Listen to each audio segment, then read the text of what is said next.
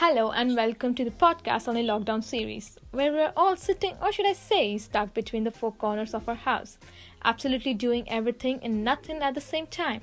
I somehow feel we're all in a Netflix apocalypse show, and it's just going on and on and on. And in this podcast today, I have three people from three different countries: Hiranya from India, Ujwal from the US, and Yuvraj from the UK. They are here to give their opinions and insights about their life in quarantine and how their country is going through this lockdown period. So, a quick question to all of you: how are you all doing today? Ashami, I'm great, good. Thank you. I wanted to get a perspective of each one's country. How is each country dealing with the lockdown right now? Yeah, okay. Here in UK, like any other national healthcare systems in the world, we're also having a limited capacity. So we are trying to delay the spread of coronavirus so that NHS can cope up with the demand and we can expand accordingly. How about India, Hiranya? Hi. Well, I believe people are having a little trouble adapting to the lockdown as I believe everyone was very unprepared and we should have gotten a little heads up from the government before a sudden lockdown that was for like about 21 days and still continuing maybe.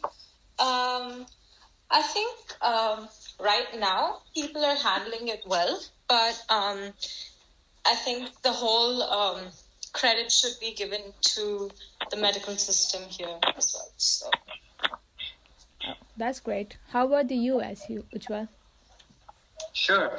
So as US has become the new epicenter with about 300,000 cases, I believe it has a lot of resources to devote to this pandemic.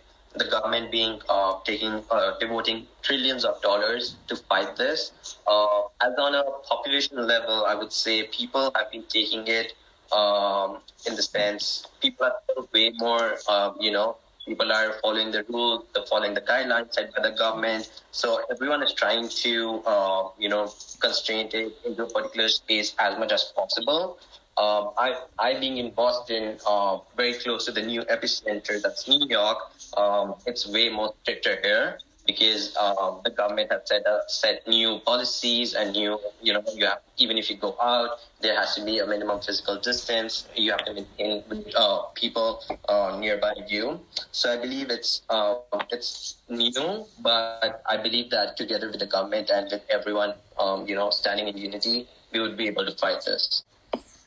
So with all of that, we see that the government is taking a lot of measures and everything to stop the spread of the virus. But why do you think the numbers are increasing in the US, the UK, and in India together? Here in UK, we have 4,806 confirmed cases as of today now, and we had 5,916 cases increase from yesterday to today. That's due to we have only limited capacity of testing the people. We have only 25,000 tests per day done now. So we need to increase the number of testings so that we can get an accurate number. I think I completely agree with what Yuvraj is saying. I think as a global phenomenon, the number of testing or the amount or the mass at which testing should be done should be increased, because India right now has 450 odd cases, and I'm pretty sure there has been an incident where the spread of cases have been increasing in the past few days, which have caused a major havoc and distrust in the government, although the government has been trying to do their best in connecting the people. But I think the lack of mass testing is why we're having a hard time figuring out which person is test positive and which one is negative. And simply following the WHO guidelines doesn't make us better. I believe in this pandemic, it's important to be more humanitarian and stick to the ground rules of humanity rather than and maintain hygiene. So, yeah, I think we need to implement more contact tracing methods so that we can find more cases. I believe a lot of the governments are doing investigative or interrogative even searches with people that have been tested positive. They've been going around to places checking, sterilizing places that have been affected by individuals that were tested positive. Not just in India, but in other parts of the world as well. There are countries like South Korea and Iceland that have been mass testing their citizens and that have had high recovery rates as well. So I guess when we're following steps taken by those countries, we'd be in a better place. How about the US, Ujjwal? Sure. So US has definitely increased the testing, as other participants said. Yes, testing is very important. But what I believe is not just testing people is important, but doing the right tests are important. So with all these, there have been immense orders for these kits, for the sample testing kits from different countries. There has been a lot of cases about fake kits or kits which do not give efficient results have been in the news recently. So I believe where you source your kits or where you source your materials is very, very important in this matter. In US, the cases have been rising. I believe mainly because a lot of testing kits have been available. The government has done a very good job of making those resources available from different countries. And as a lot more people are being tested, US is trying to, as China had set up, US is trying to set up, mobile testing facilities where you just drive in and you get tested and you're out and you get your test results within a few minutes or few hours. So I believe with all those resources being put in use, a lot more people are being tested, and thus there has been an increase in cases. I also would say mass testing and efficient testing is something that we need. And I do know that there are scientists out there struggling every day to find a cure, but it's also just not on them to get us through this pandemic. It's also on us individually if we can do something better. We should take care of the rough sleepers, so they don't have any home or anything. So local government got and help them out. Now again, see, Yuvraj, I don't agree with you because the government is probably busy trying to contain the pandemic. They can't take care of everything, so it's time for us to step up and help them out too. Yeah. So if you observe, there are some positive effects of quarantining ourselves. Like we are being more hygienic, like washing our hands more often than ever before, and cleaning our rooms and houses. Everything is neat and clean. So that's a good positive aspect. Yeah, I actually agree with Yuvraj on this one. I think a lot of people are giving a lot more importance to their health and their mental health and well-being than before. And they do understand what issues people have faced previously, and they're dedicating time off their busy so-called busy schedules to take care of their health and eating healthy. So I think somehow this coronavirus has contributed to embedding some importance. so keeping government aside, I wanted to ask you guys, how are you coping up with the lockdown right now?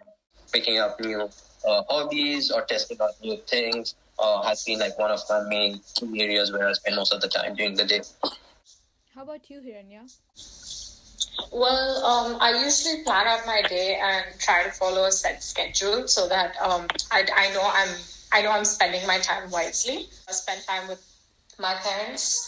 I paint. I'm a dancer, so I dance or I practice for a while. Yuvraj, how are you dealing with it? Yeah, nothing has changed. Just moving online, everything, and nothing has changed. Really, hang out with my friends and all, but now everything virtual and all. It's different, but yeah, it's. Everyone's sticking onto your phone like 24/7, like it's just phone, and you. Yeah, it happens because if you got a lot of friends, then you have to. Then what would you do? Exactly, what would you do? Ujjwal, tell me about it. What would you do? Are you trying to say which one doesn't happen? Yeah, so definitely if people don't have friends, being in a lockdown is better. On the other hand, if they don't have a lot of friends and there's no lockdown, they have to go out in the world where they don't have enough friends and they see people, grouping together. But when they're in lockdown, they can spend time with themselves or they can do whatever they would like. Also, working from home gives you time to spend more time with your family members and all. Yeah, exactly. What's the first thing you guys want to do after this lockdown? Oh, I'm gonna grab some ice cream and pani puri. Also, pani puri Yeah, is probably. Indian street side snacks. So, just in case you didn't know. I'll just get out there and meet my friends, the beach. Yeah. How about you, Ujjwal? What would you do? I'll just dine in at my favorite restaurant, probably. Oh, yeah. This guy's, I totally agree with Ujjwal. I thank all of you to be a part of it. As per the day, the current situation has become so dreadful that approximately 1.4 million people are being affected and 82,000 people lost their lives fighting the virus worldwide. Every country is trying in all possible ways to get the virus under control. Not only the government officials, the citizens are actively participating by abiding all the rules and policies put forth by the government. So here in this podcast today we have Gayatri, who's an Indian-based psychologist settled in the UK. She's here to give us an insight about how the young adults' mental health work during this process and give us a couple of coping mechanisms. So hi Gayatri, welcome to the show. Hi, thanks for having me. Hope you're doing good. Yeah, thank you. So what do you think right now the mental health of young adults is in this situation right now? So I think young adults would mostly be, majority of us would be facing health related anxiety. And this can get worse because of the fake news and the self isolation, especially for students that are living away from their family members as well. But in times like these, one should understand that stress is a mechanism that protects us from any kind of threats in the environment. And because the pandemic is a threat, feeling stressed at this point is quite normal and healthy. But what one should understand is that the more this stress is going to prolong, the uglier the effects are going to be, because it can manifest into body aches and headaches and chest tightness and other physiological symptoms. What we can observe is that young adults, the older generation especially, at least 40% of them have, on various papers have been written, especially research papers, and a lot of ongoing research also suggests that it is not affecting the older generation as much as it is affecting the younger generation. And we know this because one of the studies suggests that 40% of the young adults have indulged in overbuying the grocery products, whereas the older ones are refraining from any sort of panic buying that is happening. So, what are the coping mechanisms you want to give to the people right now to live in this situation? So definitely I would start with telling everybody that all of us are in this together, and there is very little that you can do at home, but it is pretty effective if all of you are willing to do it. So I would start off with art therapy. It is not complicated at all. You just choose sketch pens, color pencils, whatever it is, even a pencil would do, and start doodling whatever you want on a paper. And in a form of it is a cathartic process. And another one would be being mindful, and also grounding techniques, and these are available on Google as well, and all of these are safe and very effective. And another one would be counting your blessings and meditation, because you can still find like at least 2 or 3 blessings that come out of this situation. So definitely meditation and counting blessings. And finally, the one that you can resort to always would be is seeking help, that is online counseling. Pretty sure a lot of people are providing that. So just be courageous. It is going to be a pleasant experience. So do seek online counseling. The goal should be reducing the anxiety that we experience. So because all of us are experiencing it on such a huge level, I think the some of the process that I mentioned will help them by staying at home. Okay, so I thank you for being a part and giving us a couple of insights. I hope it is helpful for all the people.